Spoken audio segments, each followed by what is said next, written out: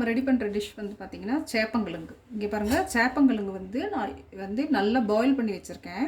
ஆனால் குக்கரில் தான் போட்டு பாயில் பண்ணேன். இந்த மாதிரி பெரிய கிழங்காக இருந்ததுன்னு சொன்னால் நீங்கள் வந்து விசில் வருதோ இல்லையோ ஒரு 4 minutes பாயில் பண்ணுங்கள். இந்த மாதிரி குட்டி கிழங்காக தான் உங்களுக்கு கிடைக்கிது அப்படின்னு சொன்னால் நீங்கள் என்ன பண்ணணும் அப்படின்னு சொன்னால் குக்கரில் தண்ணி கொதிச்சு வட்டி போட்டதுக்கப்புறம் 2 நிமிஷம் குக்கரில் அப்படியே விசில் போட்டு 2 நிமிஷம் மட்டும் தம்மில் விட்டுருங்க. நல்லா பாயில் ஆகிடும். இந்த பர்ஃபெக்டாக பாயில் ஆகும். இல்லை இந்த கிழங்கு ரொம்ப ஓவர் குக் ஆகிடுச்சுன்னா ஸ்டிக்கியாக வறுக்கும் போது அப்படியே பிசு பிசுன்னு வந்து உப்பு காரம்லாம் ஏறாமல் குழன்னு இருக்கும். சாப்பிடவே பிடிக்காது நிறையா பேர்த்துக்கு. காரணம் என்ன அப்படின்னு சொன்னால் இதை வந்து ஓவர் குக் பண்ணுறது தான் ரீசன். இப்போ பாருங்கள், பர்ஃபெக்டாக இருக்குது பாருங்கள். ஸ்டிக்கினஸ் இருக்கும் ஜென்ரலி வந்து சேப்பங்கிழங்குலாம். இங்கே பாருங்கள் கம்மியாக இருக்குது. ஸோ இப்போ வாங்க 4 இன்க்ரீடியன்ஸ் வச்சு இதை எப்படி ரோஸ்ட் பண்ணி டேஸ்டியாக ரோஸ்ட் பண்ணுறதுன்னு காமிக்கிறேன்.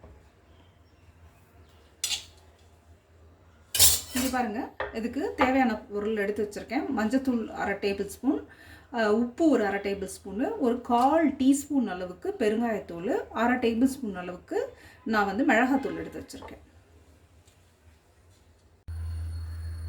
நீங்கள் பாருங்கள், நான் 1.5 டேபிள் ஸ்பூன் ஆயில் எடுத்திருக்கேன்.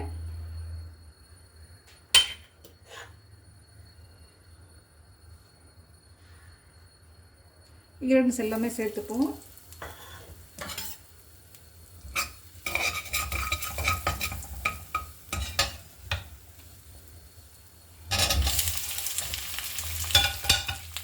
கிழங்கு சேர்த்தாச்சு. நம்ம வந்து கிழங்கு நல்லா வறுக்கணும்.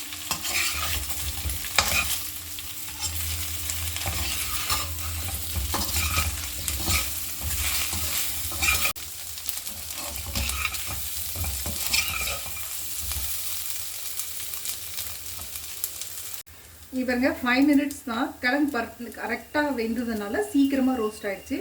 நான் வந்து ஒரு 4 இலை கருவேப்பிலை வச்சுருக்கேன். அதை தூவிட்டு நல்லா ஒரு பரட்டி எடுத்துருவோம். பிளேட்டிங் பண்ணிடுவோம்.